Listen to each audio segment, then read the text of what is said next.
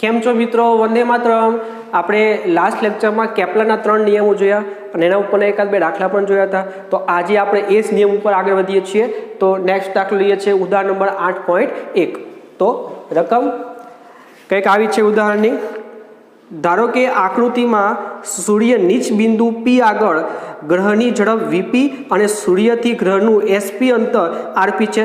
સૂર્ય નીચ એટલે નજીકનું બિંદુ જે હોય એટલે ગ્રહની ઝડપ Vp છે અને અંતર RP છે.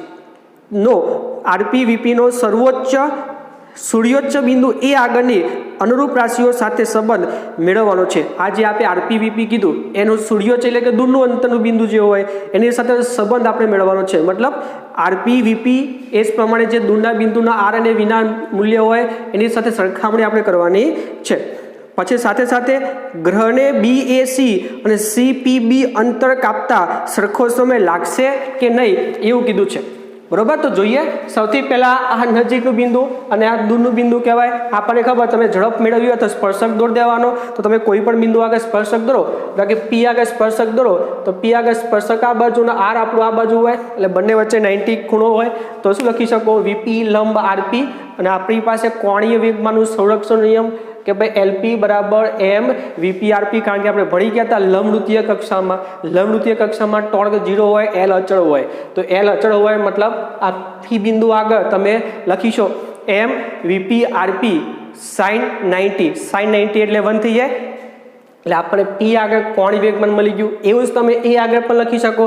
તે જ પ્રમાણે બિંદુ A આગળ પણ V અને R લંબ થવાના. તો એ બિંદુ આગળ કોણીય વેગમાન LA એટલે કે M VA RA તમે લખી શકો છો. અને મેં કીધું પ્રમાણે L અચળ હોય તો કોણીય વેગમાનનું સંરક્ષણ તમે કરી શકો છો. તો બંનેના કોણીય વેગમાન સરખાઈ દો તો MM કેન્સલ થઈ જાય. તો આના ઉપરથી VP આ VA છેદમાં તો RP આ બાજુ તો VP upon VA બરાબર RA upon RP થઈ જાય. તમે જોઈ શકો છો આ આપણું RP અંતર ના આપણું RA અંતર બેમાંથી નાનું કયું તો RP નાનું અને RA મોટું છે. તો RA મોટું થઈ ગયું અને આ તમે જુઓ વ્યસ્ત પ્રમાણમાં છે અંતરને ઝડપ બંને. તો જેનું અંતર નાનું અને ઝડપ મોટી થઈ જાય. બરોબર. તો RA મોટું છે તો VA નાનું થવાનું. તેનો મતલબ VA નાનું છે તો VP ગ્રેટર દેન VA થઈ ગયું. એટલે પહેલો જવાબ તો થઈ ગયો. બીજો જવાબ જોઈએ કે આકૃતિ પરથી ત્રિજ્યા સદિશો SB અને SC આ SB અને SC સાથે દીર્ઘવૃત્ત વડે ઘેરાયેલું ક્ષેત્રફળ SBAC મતલબ આ બાજુનો ભાગ અને SBPC કરતા એટલે SBPC કરતા મતલબ આ જે ભાગ છે એનો ભાગ આ બાજુ રાઈટ સાઈડનો ભાગનું ક્ષેત્રફળ એ જે લેફ્ટ સાઈડનો ભાગ છે એના ક્ષેત્રફળ કરતા વધુ દેખાય છે આપણને કરતા વધુ ક્ષેત્રફળ છે. તો કેપ્લરનો બીજો નિયમ આપણે જોઈ ગયા હતા.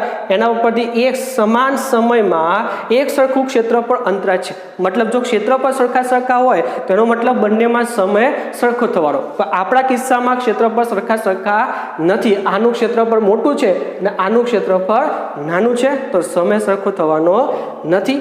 આથી ગ્રહને CPB અંતર કરતા BAC કાપવા વધુ સમય લાગે. મતલબ BAC અંતર કાપવા માટે વધુ સમય કારણ કે ક્ષેત્રફળ આનું મોટું છે એટલા માટે. ક્લિયર? કારણ કે બીજો નિયમ ચોખ્ખું કહે છે જો ક્ષેત્રફળ સરખું તો સમય સરખો થાય. અહીંયા ક્ષેત્રફળ અલગ અલગ છે તો સમય અલગ અલગ થવાનો. તો જેનું ક્ષેત્રફળ વધારે એના સમય વધારે લાગવાનો છે. એટલે આ રીતે તમે લખી શકો છો. પછી નેક્સ્ટ તમે જુઓ સ્વાધ્યાય 8.8 શું છે રકમ આપણે જોઈએ. સ્વાધ્યાય 8.8 એક ધૂમકેતુ સૂર્યની આસપાસ અતિ દીર્ઘવૃત્તીય કક્ષામાં ભ્રમણ કરે છે. આ ધૂમકેતુ માટે તમારે અલગ અલગ વસ્તુ આપી છે એ અચળ રહે છે કે બદલાય છે એ તમારે કહેવાનું છે. તો સૌથી પહેલાં રેખીય ઝડપ તો આપણે લાસ્ટ લેક્ચરમાં જોઈ ગયા હતા. રેખીય ઝડપ દૂર ગ્રહ હોય તો ધીમી લાગે, નજીક હોય તો ઝડપ લાગે છે. એનો મતલબ ના કોઈ પણ ગ્રહ સૂર્ય નજીક હોય તો રેખીય ઝડપ વધુ હોય અને ગ્રહ સૂર્યથી દૂર હોય તો રેખીય ઝડપ ઓછી હોય છે. મતલબ ઝડપ બદલાતી હોય છે એટલે અચળ કહી શકાય નહીં. બીજું આપણને આપેલું છે કોણીય ઝડપ. કોણીય ઝડપ પણ સરખી ના રહે. બરોબર. કોણીય ઝડપ પણ બદલાવાની છે. ત્રીજું આપ્યું છે કોણીય વેગમાન. એ હમણાં જ આપણે જોયું કોણીય વેગમાન તો અચળ છે એટલે હા કારણ કે Fની રેખા સૂર્યમાંથી પસાર થાય એટલે ટોર્ક 0 થઈ જાય એટલે L અચળ જે લાસ્ટ ટાઈમ આપણે જોયું હતું. પછી આવે છે ગતિ ઉર્જા. ઝડપ બદલાતી હોય તો ગતિ ઉર્જા ક્યાંથી અચળ રહેવાની? એટલે ના રેખીય ઝડપ અચળ નથી તો ગતિ ઉર્જા બદલાવાની છે. પછી સ્થિતિ ઉર્જા, તો સ્થિતિ ઉર્જા પણ ધૂમકેતુ દૂર નજીક આવવાનો છે તો સ્થિતિ ઉર્જા પણ ચેન્જ થવાનું છે. આથી કહી શકો કે સૂર્યથી અંતર બદલાય સ્થિતિ ઉર્જા બદલાવાની છે. અને એફ આપણને કીધું છે સમગ્ર કક્ષા પર કુલ ઉર્જા અચળ છે. ધૂમકેતુ જ્યારે સૂર્યની ખૂબ નજીક આવે ત્યારે કોઈ પણ દળ ક્ષતિ થાય તો તે અવગણો. તો આપણને કીધું છે ટોટલ ઉર્જા. હવે આપણે સ્થિતિ ઉર્જા ગતિ ઉર્જા ભલે બદલાતી હોય પણ એનું ટોટલ ઉર્જા તો હંમેશા અચળ છે. એ તો આપણે ભણી જ ગયા છે અગાઉના ચેપ્ટરોમાં. ગતિ ઉર્જા વધતી હોય તો ઓટોમેટિક સ્થિતિ ઉર્જા ઘટવાની છે. ટોટલ સરવાળો તો હંમેશા અચળ છે. એટલે કહી શકો હા કુલ ઉર્જા અચળ રહે છે. આ રીતે તમે આ કોન્સેપ્ટ ઉપરથી કહી શકો છો આ દાખલો. પછી નેક્સ્ટ તમે જો તો સ્વાધ્યાય 8.14 કંઈક રકમ એની આપણે જોઈએ સ્વાધ્યાયની. શનિ પરના વર્ષનો સમયગાળો પૃથ્વી પરના વર્ષના સમયગાળા કરતાં 29.5 ગણો છે.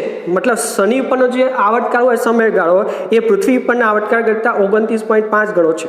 જો પૃથ્વી સૂર્યથી 1.5×10⁸ કિલોમીટર અંતરે હોય તો સૂર્યથી શનિ કેટલે દૂર હશે? પૃથ્વીનું અંતર આપ્યું છે, આપણે શનિનું શોધવાનું છે. કારણ કે સૂર્યની આજુબાજુ બધા જ ગ્રહ પરિભ્રમણ કરતા હોય તો પૃથ્વીનું જે કક્ષીય અંતર હોય આપેલું છે તો શનિનો કક્ષીય અંતર આપણે શોધવાનું છે. ઇનશોર્ટ આવર્તકાળ આપ્યા છે અને કક્ષીય અંતર શોધવું છે. તો આપણે લાસ્ટ ટાઈમ કેપ્લરનો ત્રીજો નિયમ જોઈ ગયા હતા. તો મેં ચોખ્ખું કીધું હતું જો આવર્તકાળ હોય અને કક્ષીય અંતર આપેલું હોય, કક્ષીય ત્રિજ્યા તો કક્ષીય અંતર આપેલું હોય તો ત્રીજો નિયમ લઈ લેવાનો.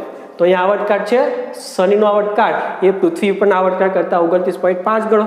પૃથ્વીનું અંતર મતલબ કક્ષીય અંતર આપેલું છે અને RS આપણે શોધવાનું છે.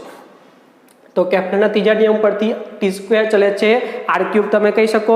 તમારે જો પૃથ્વી માટે લખવું હોય તો શું લખી શકો કે પૃથ્વીના આવર્તકાળનો વર્ગ ઇઝ ઇક્વલ ટુ પૃથ્વીના કક્ષીય અંતરનો ઘન. એ જ પ્રમાણે સૂર્ય માટે લખી શકો તમે RS નો ઘન. પછી બેનો ગુણોત્તર કરી દો TS/T આખાનો વર્ગ છે તો બંનેનો વર્ગ અલગ અલગ છે તો આખાનો વર્ગ તમે લખી શકો છો. એ જ પ્રમાણે બંનેના અલગ અલગ ઘન છે તો આખાનો ઘન લખી શકો છો. મતલબ 2 લખીને ગુણોત્તર કરી દેવાનું બસ. પછી કિંમત TS ની જગ્યાએ 29.5 T એમના એમ RS આપણે શોધવું છે. R ની કિંમત આપી છે કિલોમીટરમાં રાખજો એટલે આ કિલોમીટરમાં જ મળશે. બસ હવે સાદરૂપ છે. T તો કેન્સલ થઈ ગયું તો વધ્યો અહીંયા 29.5 નો વર્ગ અને આ જે ઘન છે સામે જવા દો એટલે 29.5 નો ઘન વર્ગ ઇન્ટુ 1.5 10⁸ નો ઘન ઇઝ ઇક્વલ ટુ RS³. સાદું આપજો તો તમને આટલો જવાબ મળી જશે. હવે ઘનમૂળ કર્યા પહેલાં ઘાત જોવાની. અહીંયા ઘાત 3 વડે ભગાય છે તો વાંધો નથી. જો ના ભગાતી હોય તો ફરજિયાત પહેલાં ભંગાય પ્રમાણે લાવવાની. બરોબર? ઘનમૂળ કરજો એટલે 21.43 10⁹ કિલોમીટર તમને આ રીતે જવાબ મળશે. એટલે જ્યારે પણ આવર્તકાળ હોય અને કક્ષીય ત્રિજ્યા તો કક્ષીય અંતર આપેલું હોય ત્યારે કેપ્લરનો ત્રીજો નિયમ લઈ લેવાનો. બરોબર? નેક્સ્ટ જો પૃથ્વીની આસપાસ પરિભ્રમણ કરતા ઉપગ્રહનો આવર્તકાળ 5 કલાકનો છે. કોઈ ઉપગ્રહ હોય એ પૃથ્વીની આજુબાજુ પરિભ્રમણ કરે છે. જો પૃથ્વી અને ઉપગ્રહ વચ્ચેનું અંતર પહેલા કરતાં 4 ગણું કરવામાં આવે તો નવો આવર્તકાળ તમારે શોધવાનો છે. ફરીથી અહીંયા કક્ષીય અંતર આપેલા છે 4 ગણું થાય છે. પહેલાનો આવર્તકાળ આપ્યો છે અને બીજાનો આવર્તકાળ શોધવો છે. તો આવર્તકાળ અને કક્ષીય અંતર છે તો તમે કેપ્લરનો ત્રીજો નિયમ લઈ લો. t² ચલે છે r³ તો t²/t1² is equal to r2/r1/3. તો t² t1 એટલે 5 છે એનો વર્ગ 25 થઈ જાય ઇઝ ઇક્વલ ટુ 4 ગણું અંતર થાય છે એટલે r2 ની જગ્યાએ 4 ગણું 4r છેદમાં r1 ની જગ્યાએ r3 r કેન્સલ થઈ જાય તો 4 નો ઘન ઇન્ટુ 25 સામે જવા દો એટલે આ થઈ ગયું 64. 25 સામે જાય એટલે 64 × 25 નો વર્ગમૂળ તમે કરી દો તો આનું 8 થાય આનું 5 થાય 8 × 5 = 40 તો 40 કલાક આપણને જવાબ મળી છે. આ રીતે જ્યારે પણ આવર્તકાળ અને કક્ષીય અંતર આપેલા હોય તો તમે કેપ્લરનો ત્રીજો નિયમ લઈ શકો છો. તો આપણે કેપ્લરના 3 નિયમનો દાખલા અલગ અલગ જોયા મિત્રો. હવે આપણે થોડુંક એ જ વસ્તુમાં થોડુંક આગળ જઈએ છીએ. તો નેક્સ્ટ આવે છે પૃથ્વીના ઉપગ્રહો. અર્થ સેટેલાઇટ્સ કહેવામાં આવે ને ઉપગ્રહો. તો સૌથી પહેલાં ઉપગ્રહની વ્યાખ્યા કઈ કહેવાય? તો કોઈ પણ ગ્રહની આસપાસ ગ્રહના પરિભ્રમણની દિશામાં પરિક્રમણ કરતા પદાર્થને તે ગ્રહનો ઉપગ્રહ કહે છે. મતલબ કોઈ પણ ગ્રહ હોય એની આજુબાજુ એવો કોઈ પદાર્થ ફરતો હોય ગ્રહની દિશામાં. જો ગ્રહ આમ ફરતો હોય તો ઉપગ્રહ પણ આમ જ ફરતો હોય. ગ્રહ આમ ફરતો હોય તો ઉપગ્રહ પણ આમ મતલબ એની દિશામાં જ ફરતો હોય તો એવા પદાર્થને આપણે ગ્રહનો ઉપગ્રહ કહી શકીએ છીએ. પૃથ્વીની આસપાસ ઉપગ્રહોની કક્ષાઓ વર્તુળાકાર અથવા દીર્ઘવૃત્તીય હોય છે. આ જે વર્તુળાકાર છે એ દીર્ઘવૃત્તીય જ એક ભાગ જ છે મિત્રો. બરોબર, એના જેવી આકાર હોય છે. તો આ થઈ ગયા ઉપગ્રહ. હવે આપણી પાસે બે પ્રકારના ઉપગ્રહો છે. જો સેટેલાઇટના બે પ્રકાર. સૌથી પહેલા કુદરતી સેટેલાઇટ. ચંદ્ર એ પૃથ્વીનો કુદરતી સેટેલાઇટ છે, બરોબર. ચંદ્રની કક્ષા વર્તુળાકાર અને આવર્તકાળ એનો કેટલો 27.3 દિવસનો છે. મતલબ પૃથ્વીની આજુબાજુ જે ચંદ્ર ફરતો હોય એ ચંદ્ર એ આપણો પૃથ્વીનો કુદરતી સેટેલાઇટ કહેવાય છે, જેનો આવર્તકાળ 27.3 છે અને એ વર્તુળાકાર કક્ષામાં પરિભ્રમણ કરે છે. ચંદ્રનો તેની અક્ષને ફરતો આવર્તકાળ પણ લગભગ આટલો જ છે. એટલે ચંદ્ર પૃથ્વીની આજુબાજુ ફરે તો પણ અને ચંદ્ર પોતાની કક્ષામાં ફરતો હોય તો પણ બંનેમાં આવર્તકાળ લગભગ સરખા જેવા જ કહી શકીએ છીએ આપણે. આ થઈ ગયું આપણું પહેલું સેટેલાઇટ, જેને કહેવાય છે કુદરતી સેટેલાઇટ. અને બીજું આવે છે કૃત્રિમ સેટેલાઇટ, જે માનવે આપેલા હોય એ. તો ઈસવીસન 1957માં સૌથી પહેલા રશિયન વૈજ્ઞાનિકોએ એક પહેલો જ કૃત્રિમ સેટેલાઇટ તરતો મૂક્યો, જેનું નામ છે સ્પુટનિક. રશિયન વૈજ્ઞાનિકે સૌથી પહેલા ઈસવીસન 1957માં મૂકેલો, જે માનવજાત માટે સૌ પ્રથમ કૃત્રિમ સેટેલાઇટ હતો. પછી ભારત પણ પાછું ક્યાંથી પડે? તો ભારતે પણ આર્યભટ્ટ તથા ઇનસેટના ઘણી બધી શ્રેણીના ઉપગ્રહો તરતા મૂકેલા છે, બરોબર. કહી શકો આને કૃત્રિમ સેટેલાઇટ. એટલે કુદરતી અને આ કૃત્રિમ. હવે આનો ઉપયોગ શું સેટેલાઇટનો? તમને બધાને મારા કરતાં વધારે ખબર છે કે સેટેલાઇટનો ઉપયોગ દૂરસંચાર, હવામાન શાસ્ત્ર જેવા ક્ષેત્રોમાં થઈ શકે છે. મતલબ કોમ્યુનિકેશન હોય, હવામાનની આગાહી કરવી હોય તો આના માટે ઘણી બધી જગ્યાએ સેટેલાઇટનો ઉપયોગ આપણે કરીએ છીએ, બરોબર. હવે આ જે ઉપગ્રહ છે એનો કક્ષીય વેગનું સૂત્ર આપણે મેળવવાનું છે. આ કોન્સેપ્ટ પણ બહુ જ અગત્યનો છે મિત્રો. તો ઉપગ્રહનો કક્ષીય વેગ, આવી આકૃતિ છે આપણી પાસે. આ પૃથ્વી છે, ત્રિજ્યા આડી, એ પૃથ્વીની આજુબાજુ સપાટીથી h ઊંચાઈએ, સપાટીથી h ઊંચાઈએ m દળનો ઉપગ્રહ તરતો મૂકેલો છે v0 જેટલા કક્ષીય વેગ સાથે. તો પહેલો પોઈન્ટ આકૃતિ લખીએ કે આકૃતિમાં દર્શાવ્યા પ્રમાણે m દળનો ઉપગ્રહ પૃથ્વીની સપાટીથી h ઊંચાઈએ પૃથ્વીની આસપાસ પરિભ્રમણ કરે છે. પૃથ્વીના કેન્દ્રથી તેનું અંતર કેટલું મિત્રો? જો સપાટીથી h આપ્યું છે તો કેન્દ્રથી શું થાય? re પ્લસ h આપણે લઈ શકો. re પ્લસ h થાય તથા જે v0 છે એનો કક્ષીય વેગ છે, જે આપણે મેળવવાનો છે મિત્રો. તો હવે ફરીથી આપણે અગાઉના ચેપ્ટરમાં ભણી ગયા હતા કે જ્યારે પણ કોઈ પદાર્થની આજુબાજુ બીજો પદાર્થ વર્તુળાકાર ગતિ કરતો હોય તેના માટે કેન્દ્રગામી બળ આવે. તો આ જે ઉપગ્રહ છે જે પરિભ્રમણ કરે છે એના માટે કેન્દ્રગામી બળ જોઈએ, જે આપશે કોણ? આ પૃથ્વી. એના પર જે ગુરુત્વાકર્ષણ લગાડતું હશે એ જ એને કેન્દ્રગામી બળ આપશે. એટલે ઉપગ્રહ પર લાગતું કેન્દ્રગામી બળ પૃથ્વીના ગુરુત્વાકર્ષણ બળ વડે પૂરું પડાય છે. તો બંને સરખાઈ દઈએ. આ થઈ ગયું કેન્દ્રગામી બળ mv0² ઇઝ ઇક્વલ ટુ ગુરુત્વાકર્ષી બળ gmem/r². એક r જાય, mm જાય તો v0² બરાબર gme/1 r વધે અને આની જગ્યા પર તમે re પ્લસ s મૂકી દો તો v0 બરાબર વર્ગમૂળની અંદર gme/re પ્લસ h, બરોબર. કક્ષીય વેગ થયો. આમાં થોડુંક સાદું આપણે આપવું છે પણ એના પહેલા તમે આ બોર્ડ લખી દો. ચાલો આગળ વધીએ મિત્રો. તો આપણે જે ભૂસ્થિર આપણે ઉપગ્રહની જે વાત કરતા હતા સેટેલાઇટની, એમાં આપણે અહીંયા સુધી કક્ષીય ઝડપ એની જોઈ. v0 બરાબર √gm/r, જે r એટલે કેન્દ્રથી અંતર લો તો re પ્લસ h આપણે લઈએ છીએ. હવે થોડુંક સાદું આપણે આપવું છે એના પહેલાં તમને ખબર પડી જાય કે h વધે મતલબ સપાટીથી જેમ જેમ ઉપગ્રહ દૂર જાય એમ એમ તેની ઝડપ ઘટવાની છે. હવે આમાં આપણે g નો ઉપયોગ કરવો છે, સાદુરૂપ આપીએ તો ભાઈ g એટલે gm/re². તો આમાંથી gm જ છે તો re² સામે જાય તો gm ની જગ્યા પર આપણે g × re² લખી શકીએ. છેદ એમના m. આ વર્ગ છે સામે જાય વર્ગમૂળની બહાર જતો રહેશે તો g છેદમાં re પ્લસ h થઈ શકે. આપણે આ સૂત્ર ખાસ તો યાદ રાખવાનું મિત્રો. વર્ગમૂળની અંદર gm/r ઉપગ્રહ માટે તમે લઈ શકો, અથવા તમે જો ડાયરેક્ટ સૂત્ર યાદ ના રાખો તો પેલો કોન્સેપ્ટ તમે વાપરી શકો કે પૃથ્વીની આજુબાજુ વર્તુળાકાર ગતિ થાય છે તો mv²/r બરાબર ગુરુત્વાકર્ષણ બળ gmm/r² એ ઉપયોગ કરો તો પણ આ જ સૂત્ર આવે. એટલે પેલો કોન્સેપ્ટ યાદ રાખો તો વાંધો નથી. તો હવે આમાં જો ઉપગ્રહ પૃથ્વીની સપાટીની નજીક એકદમ હોય, પૃથ્વીની સપાટીની એકદમ નજીક હોય મતલબ h હોય જ નહીં, બહુ ઓછું નજીવો હોય તો ત્રિજ્યાની સરખામણીમાં h ને આપણે અવગણ નાખીએ. તો એ h અવગણ નાખો તો v0 બરાબર gm, આમાં મૂકો પહેલા તો વર્ગમૂળની અંદર gm છેદમાં h કેન્સલ એટલે આરી ખાલી, અને આમાં મૂકો તો શું વધે? ખાલી g. આ આરી અંદર લઈ જાઓ એટલે re² થઈ જાય, એટલે એક આરી કેન્સલ થઈ જાય, બરોબર. એટલે શું વધે? ખાલી g × re વધે. અથવા આના ઉપરથી પણ કહી શકો તમે એક આડી છેદમાં જોઈએ છે, એક સામે જવા દો એટલે થઈ જાય જી આડી. એટલે આ રીતે તમે કક્ષીય ઝડપનું સૂત્ર મેળવી શકો છો. હવે આ કક્ષીય ઝડપ ઉપરથી આપણે આવર્તકારનું સૂત્ર પણ લેવું છે. તો આવર્તકારની વ્યાખ્યા મેં તમને આગળ કીધી જ છે, બરોબર. કક્ષીય આવર્તકાર કે ઉપગ્રહને પૃથ્વીની ફરતે એક ભ્રમણ પૂરું કરવા માટે જે સમય લાગે છે એને ખાલી આવર્તકાર અથવા કક્ષીય આવર્તકાર પણ આપણે કહી શકીએ. તો આપણી પાસે V0 બરાબર GM અપોન R સૂત્ર છે. આની કિંમત છેલ્લે મૂકશું આપણે, બરોબર. તો આપણે આ એક આખું પરિભ્રમણ કરે આ રીતનું, જ્યાં અહીંયા ચાલુ થાય જ્યાં પાછો અહીંયા આવે ત્યાં સુધીમાં અંતર કેટલું કાપે, તો એને પરિઘ જેટલું કાપે. એટલે સમય એટલે આવર્તકાર, તો આપણે લખી શકીએ વેગ બરાબર અંતર ભાગ્યા સમય. તો એક ચક્કર પૂરું કરે ત્યાં સુધીમાં અંતર થઈ ગયું પરિઘ જેટલું, છેદમાં સમય થઈ ગયો આવર્તકાર જેટલો. તો V0 જગ્યા ઉપર 2πr/T મૂક્યું છે. આ રાઈટ સાઈડ એમના એમ આપણે રાખેલું છે. હવે મારે આવર્તકાર શોધવો છે. ટીને કરતા બનાવો, તમે વર્ક કરો પછી સાદુરૂપ આપો તોય ચાલે, અથવા તમે ડાયરેક્ટ ટીને કરતા બનાવવો હોય તો ટી જાય ઉપર, બરોબર. આ પદ આખું છેદમાં જાય, છેદના છેદમાં મતલબ તમે ઉલટાવી શકો તો શું લખી શકો, T બરાબર 2π અને ઉલટાવી નાખો એટલે વર્ગમૂળની R/GM.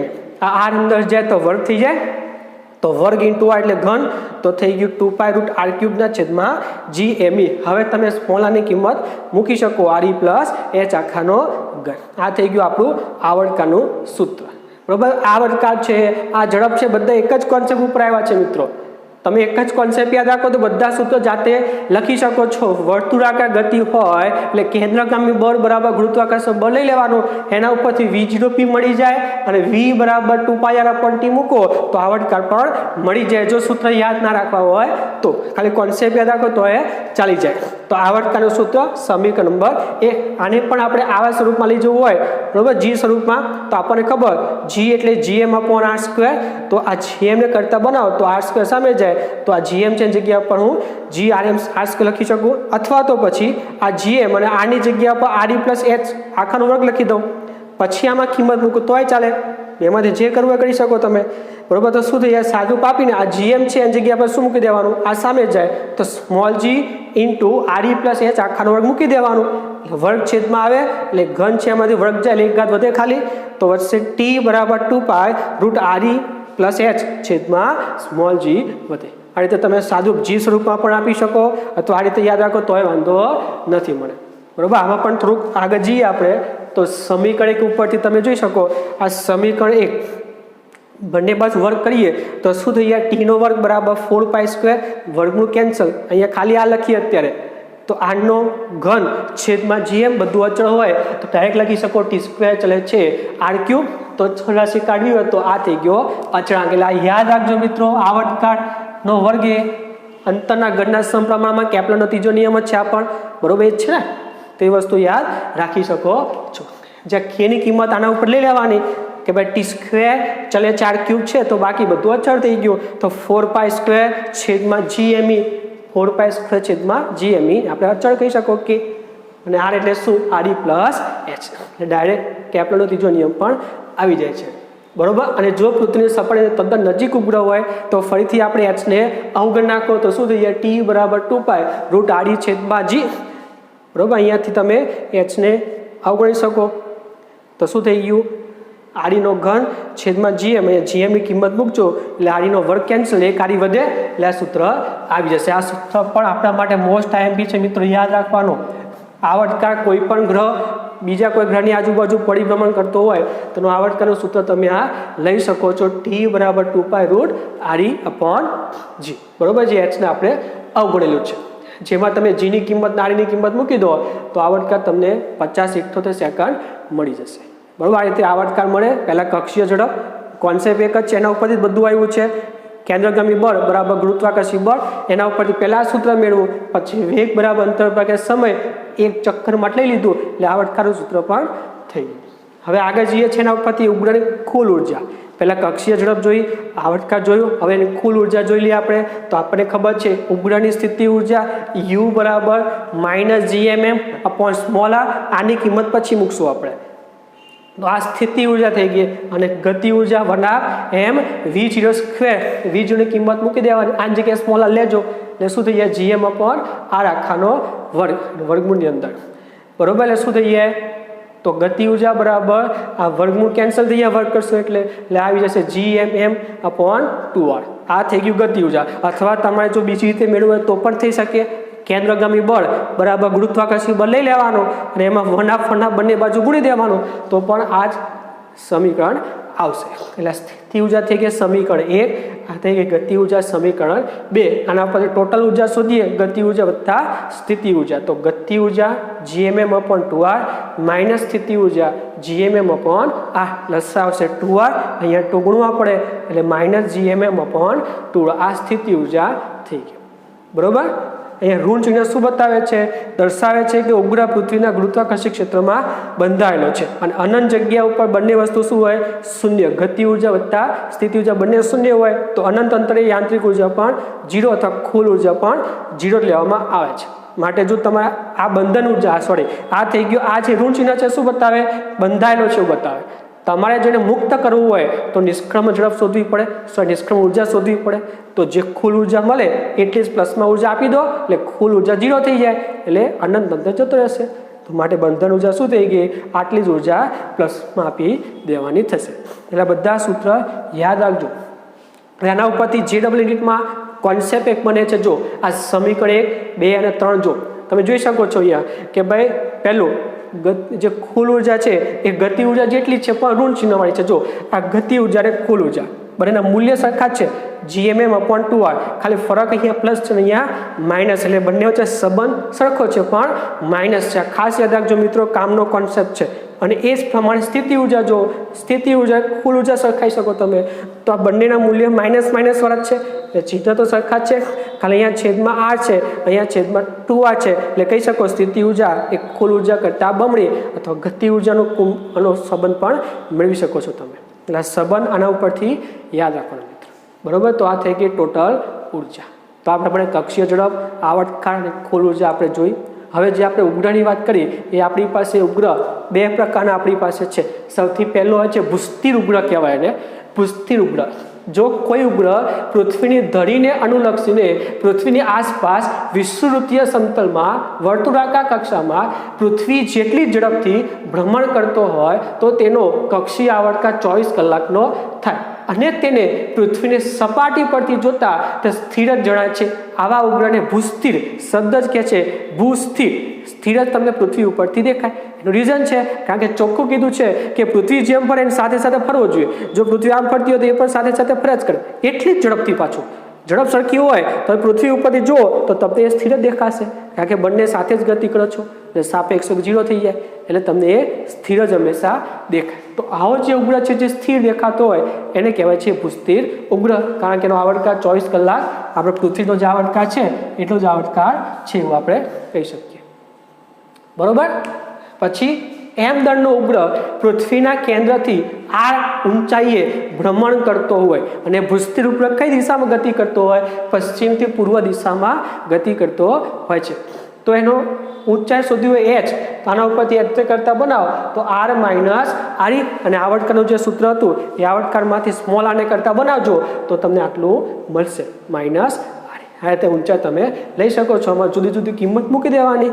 આવર્તકાળ 24 કલાક તો તમને આવર્તકાળ છે, પૃથ્વીનું દળ છે, પૃથ્વીની જે તમને ખબર છે બધી કિંમત મૂકજો તો આ ઊંચાઈ તમને 35,800 કિલોમીટર જેટલું મળશે. મતલબ આટલી ઊંચાઈએ ભૂસ્થિર ઉપગ્રહ તમને દેખાય. એનાથી ઓછો હોય કે એનાથી વધારે હોય તો ભૂસ્થિર દેખાય નહીં. ભૂસ્થિર દેખાવા માટે મતલબ સ્થિર દેખાવા માટે ફરજિયાત આટલી ઊંચાઈએ ઉપગ્રહ હોવો જોઈએ. એટલે વૈજ્ઞાનિકો પહેલાં કેલ્ક્યુલેશન કરે, ડાયરેક્ટ ગમે ત્યાં ઉપગ્રહ તરતો મુકાય નહીં, એની ઊંચાઈ ફિક્સ હોય. એટલી ઊંચાઈએ તમે મૂકો ને ઉપગ્રહને તો જ તમને એ સ્થિર દેખાય. બરોબર. તો આ થઈ ગયો ભૂસ્થિર ઉપગ્રહ અને તેનો ઉપયોગ દૂરસંચાર માટે થાય છે. તો પહેલા પ્રકારનો ઉપગ્રહ ભૂસ્થિર ઉપગ્રહ. બીજા પ્રકારનો આવે છે ધ્રુવીય ઉપગ્રહ. તે પૃથ્વીની સપાટીથી 500 થી 800 કિલોમીટર ઊંચાઈએ આવેલો હોય છે અને પૃથ્વીની આસપાસ ઉત્તર દક્ષિણ દિશામાં ધ્રુવોની ફરતે ભ્રમણ કરે છે. તેનો આવર્તકાળ 100 મિનિટનો જ ખાલી હોય છે. મતલબ 100 મિનિટમાં એક ચક્કર આખું પૂરું કરી નાખે. એટલે પૃથ્વી આમ ફરતું હોય, પેલો ઉપગ્રહ આમ ફરતો હોય તો કહી શકો તમે કે પૃથ્વી તેની અક્ષની આસપાસ પૂર્વ પશ્ચિમ દિશામાં ભ્રમણ કરે છે. તેથી તે પૃથ્વીના કોઈ પણ સ્થાનનું દિવસમાં ઘણી વખત અવલોકન કરે કારણ શું ભાઈ કે ખાલી આવર્તકાળ 100 મિનિટનો છે, એક ચક્કર પૂરું કરતાં ખાલી 100 મિનિટ લાગે. તો એક 100 મિનિટ ધારો કે આ પૃથ્વી આટલી હોય તો એક 100 મિનિટમાં આટલો ભાગ ચક્કર મારે તો એ આટલા ભાગનું અવલોકન કરે, પછી બીજી 100 મિનિટમાં એની બાજુમાં જગ્યાનું અવલોકન કરે, એમ ત્રીજી અવલોકન કરે, એમ ચોથી અવલોકન કરે, એમ આખી પૃથ્વીનું એક દિવસમાં ઘણી વખત એ અવલોકન કરી દેતું હોય છે. આ ઉપગ્રહો ધ્રુવીય અને વિષુવવૃત્તીય વિસ્તારોને નજીકના અંતરોથી સારા વિભેદન સાથે જોઈ શકે છે. આવા ઉપગ્રહોથી પ્રાપ્ત કરેલી માહિતી દૂર સંવેદન, હવામાનશાસ્ત્ર તેમજ પૃથ્વીના પર્યાવરણના અભ્યાસ માટે ખૂબ જ ઉપયોગી છે. કારણ કે આ બધા જે પર્યાવરણ એ બધું છે બરોબર, એમાં તમારે વારે ઘડીએ વાંચતા જોવું પડે. તો એવું ત્યારે જોઈ શકો તમે કે જ્યારે ફટાફટ ઉપગ્રહ પૃથ્વીની આજુબાજુ ચક્કર મારી શકતો હોય બરોબર. તો આ જ એક ઉપગ્રહ છે ધ્રુવીય કે જેનો આવર્તકાળ 100 મિનિટ છે માત્ર. તો આટલી મિનિટમાં એક પરિભ્રમણ પૂરું કરી નાખે. તો એક પરિભ્રમણ હોય એમાં પૃથ્વીનો થોડોક ભાગ જોઈ લે, બીજા પરિભ્રમણમાં બીજો ભાગ જોઈ લે, ત્રીજો ભાગ જોઈ લે, એમ આખા પૃથ્વીનું અવલોકન એક જ દિવસમાં ઘણી વખત જોઈએ, જેનાથી આપણને ઘણો ફાયદો થશે બરોબર છે. તો હવે આગળ વધીએ એના પહેલા આટલું લખી દો. ચાલો હા આગળ વધીએ આપણે હવે. તો હવે નેક્સ્ટ ટોપિક જે છે વજન વિહીનતા. આપણે ઉપગ્રહ માટે આવર્તકાળ જોયો, કક્ષીય ઝડપનું સૂત્ર જોયું, આપણે એની ગતિ ઉર્જા, સ્થિતિ ઉર્જા, કુલ ઉર્જા ચર્ચા કરી. હવે વજન વિહીનતા જોઈએ. શબ્દ જ કહે છે વજન વિહીનતા, વેટલેસનેસ બરોબર. આ કોન્સેપ્ટ જે આપણો છે એ ચોપડીમાં એનસીઆરટીમાં નથી, પરંતુ ખાલી ઉપરથી આપણે જોઈ લઈએ. શબ્દ જ કહે છે વજન વિહીનતા એટલે વજનનો અનુભવ થાય નહીં. એટલે જ્યારે પદાર્થનું વજન શૂન્ય થાય અથવા કોઈ સપાટી વડે પદાર્થ પર લાગતું પ્રતિક્રિયા બળ શૂન્ય થાય ત્યારે તે પદાર્થ વજન વિહીનતાની સ્થિતિમાં છે તેમ આપણે કહી શકીએ. 3-4 એક્ઝામ્પલ છે આપણે આના માટે. પહેલું કે સ્પ્રિંગ કાંટાના છેડે યોગ્ય દળ અટકાવો તમે તો તેની લંબાઈ વધે, દળ માપી શકો. પરંતુ તમે આ જ તંત્રને આ સ્થિતિમાં સ્પ્રિંગને દળ સાથે મુક્ત કરી દો, મુક્ત પતંગ કરાવો, ત્યારે સ્પ્રિંગ ખેંચાતી નથી અને આ પરિસ્થિતિમાં પદાર્થનું વજન નોંધાતું નથી, જેને વજન વિહીનતા કહે છે. મતલબ જ્યાં વજન નેટ ફોર્સ 0 થઈ જાય તેને કહેવાય વજન વિહીનતા. બીજું એક્ઝામ્પલ લિફ્ટ વાળું બહુ પ્રચલિત એક્ઝામ્પલ છે. લિફ્ટમાં તમે મુક્ત પતંગ કરો તો તમારા ઉપર જે પ્રવેગ લાગે જી થઈ જાય બરોબર. તો લિફ્ટને મુક્ત પતંગ કરાવતા તેમાં રહેલ વ્યક્તિનું નેટ વજન is equal to mg - ma, પરંતુ એ બરાબર જી થઈ જાય મુક્ત પતંગ છે એટલે તો mg - mg 0 મતલબ વજન 0. તો આ થઈ ગયું વજન વિહીનતા. ત્રીજું એક્ઝામ્પલ છે પૃથ્વીની આસપાસ ફરતા ઉપગ્રહના દરેક ભાગને પૃથ્વીના કેન્દ્ર તરફ પ્રવેગ હોય છે. આ પ્રવેગ પૃથ્વીના ગુરુત્વ પ્રવેગ g જેટલો હોય, તેથી તેની અંદરની દરેક વસ્તુ વજન વિહીન સ્થિતિમાં મુક્ત પતનની અવસ્થામાં હોય છે. કારણ કે એમાં બે બળ લાગે, વજન બને કેન્દ્રગામી બળ, પણ g એની જગ્યાએ g લેવાનું હોય તો mg - mg એટલે 0 થઈ ગયું. તો આ સ્થિતિમાં પણ વજન વિહીનતા થશે. અને ખાસ સ્પેસક્રાફ્ટમાં તમે માનવી પર કોઈ જ પ્રકારનું ગુરુત્વાકર્ષણ બળ લાગતું નથી, મતલબ F 0 થઈ ગયું. તો આવી સ્થિતિમાં તેઓ પણ વજન વિહીનતા સ્થિતિમાં છે એવું કહી શકો. એટલે વજન વિહીનતાની વ્યાખ્યા 3-4 એક્ઝામ્પલ છે. હવે આપણે જે ઉપગ્રહની વાત કરી હતી એના આપણે દાખલા જોવા છે. તો દાખલા નંબર છે ઉદાહરણ નંબર 8.5. તો રકમ એની પહેલાં જોઈ લઈએ. મંગળ ગ્રહને 2 ચંદ્રો છે, ફોબોસ અને ડેલ્મોસ. પહેલો ભાગ ફોબોસનો આવર્તકાળ 7 કલાક 39 મિનિટ છે અને કક્ષીય ત્રિજ્યા 9.4 × 10³ કિલોમીટર છે. તો મંગળનું દળ શોધો.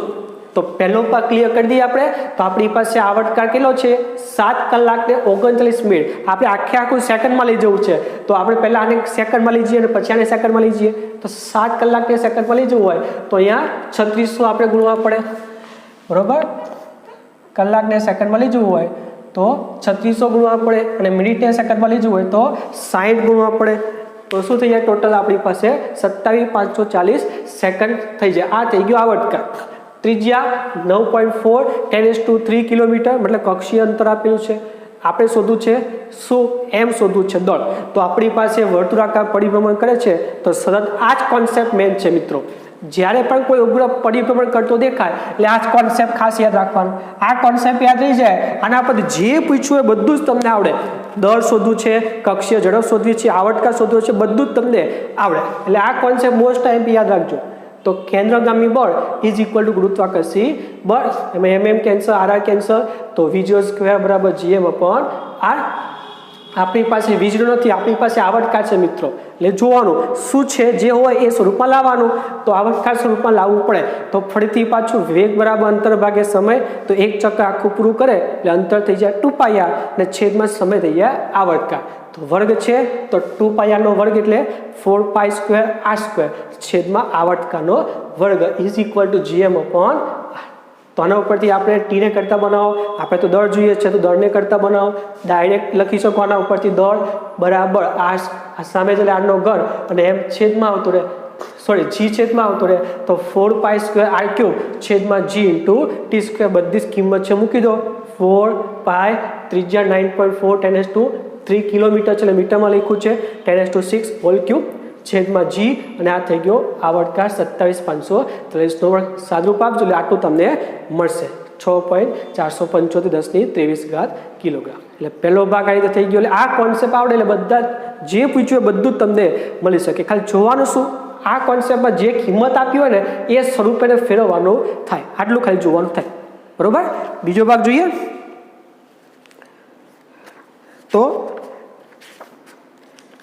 બીજો ભાગ છે પૃથ્વી અને મંગળ સૂર્યની આસપાસ વર્તુળાકાર ભ્રમણ કરતા. ધારો પૃથ્વી અને મંગળ બંને સૂર્યની આજુબાજુ પરિભ્રમણ કરે છે. પૃથ્વીને કક્ષીય ત્રિજ્યા કરતા મંગળની કક્ષા 1.52 ગણી છે. મતલબ ત્રિજ્યા પૃથ્વીની ત્રિજ્યા કરતા મંગળ ગ્રહની વધારે છે 1.52 ગણી. તો મંગળના વર્ષની લંબાઈ કેટલા દિવસની હશે? તમારે આવર્તકાળ શોધવાનો છે કેટલા દિવસનો. તો આપણી પાસે મંગળ ગ્રહની જે ત્રિજ્યા છે એ પૃથ્વી કરતાં 1.52 છે અને આપણને ખબર છે પૃથ્વીનો આવર્તકાળ દિવસમાં 365 દિવસ છે, એટલું યાદ રાખવું પડે. તો આપણી પાસે આવર્તકાળ ત્રિજ્યા છે કક્ષીય ત્રિજ્યા, તો આપણે યાદ છે કીધું હતું કેપ્લરના ત્રીજા નિયમમાં જો આવર્તકાળની કક્ષીય ત્રિજ્યા ખાલી હોય તો તમે ડાયરેક્ટ નિયમ લઈ શકો છો t² એટલે છે r³. તો Tm/Te આખાનો વર્ગ ઇઝ ઇક્વલ ટુ Rm/Re આખાનો ઘન. તો આપણે Tm નો વર્ગ શોધીએ પહેલા તો T નો વર્ગ સામે એટલે ગુણાકારમાં જાય. આપણને કીધું છે Rm is equal to 1.52 Re મૂકી દો અહીંયા, Re કેન્સલ.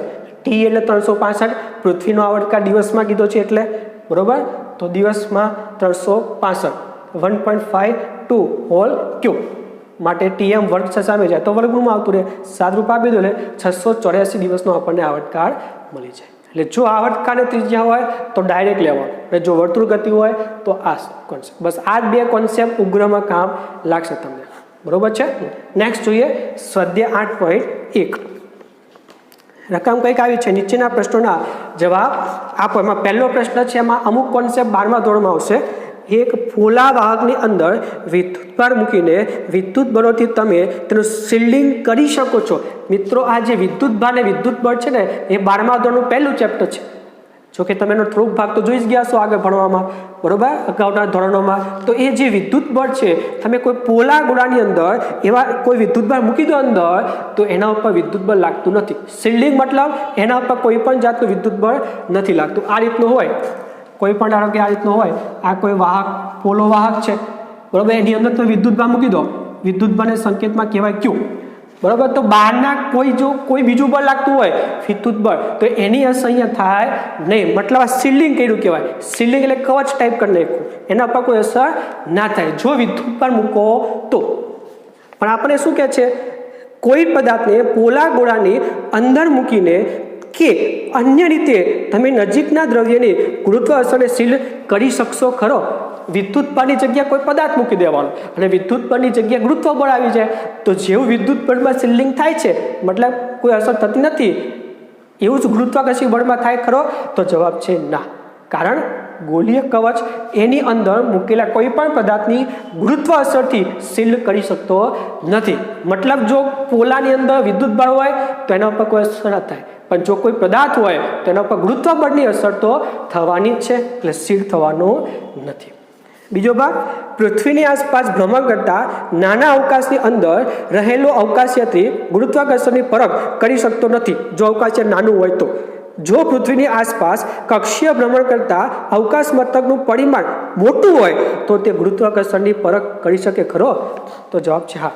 જો નાનું અવકાશયાન હોય તો અસર થવાની નથી, પણ જો પૃથ્વીની આસપાસ કક્ષીય ભ્રમણ કરતા અવકાશ મથકનું પરિમાણ ખૂબ મોટું હોય તો જેમાં થતો ફેરફારો અવકાશયાત્રી પારખી શકે છે, પણ મોટું પરિમાણ હોય તો જ, ન કે નહીં.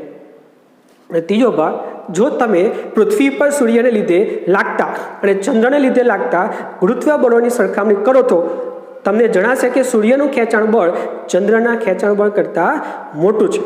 આમ છતાં ધરતી પર ચંદ્રના ખેંચાણ બળની અસર ધરતી પરની સૂર્યની અસર કરતાં મોટી છે. શા માટે?